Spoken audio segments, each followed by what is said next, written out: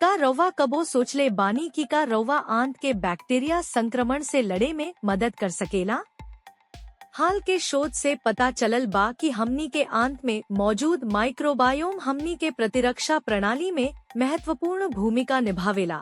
यह दावा के समर्थन करे खातिर कुछ तथ्य आ सबूत दिहल जा रहल बा। एक आंत के बैक्टीरिया एंटीबॉडी के निर्माण में मदद करेला। एंटीबॉडी हमनी के प्रतिरक्षा प्रणाली के ओर से संक्रमण से लड़े खातिर बनावल प्रोटीन हा। अध्ययन से पता चलल बा कि आंत के बैक्टीरिया एंटीबॉडी सब के निर्माण में बहुत महत्व के भूमिका निभावेला।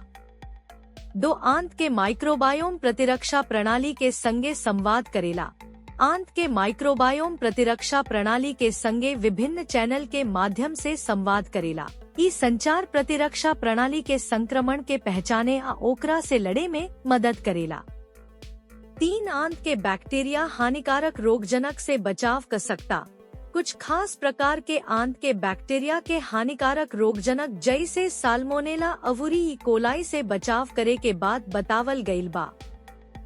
4 एंटीबायोटिक दवाई आंत के माइक्रोबायोम के प्रभावित कर सकता। एंटीबायोटिक के डिजाइन हानिकारक बैक्टीरिया के मारे खातिर बनावल गईल बा, लेकिन ये हमनी के आंत में फायदेमंद बैक्टीरिया के भी मार सकता। एकरा चलते प्रतिरक्षा प्रणाली कमजोर हो सकता अवुरी संक्रमण के खतरा बढ़ सकता। 5 स्वस्थ आंत के माइक्रोबायोम प्रतिरक्षा प्रणाली के बढ़ावा दे सकता। स्वस्थ आंत के माइक्रोबायोम हमनी के प्रतिरक्षा प्रणाली के संक्रमण से लड़े के क्षमता के बढ़ावे में मदद कर सकता। निष्कर्ष में कहल जा सकेला कि सबूत बतावत बा कि हमनी के आंत के बैक्टीरिया संक्रमण से लड़े में बहुते अहम भूमिका निभावेला।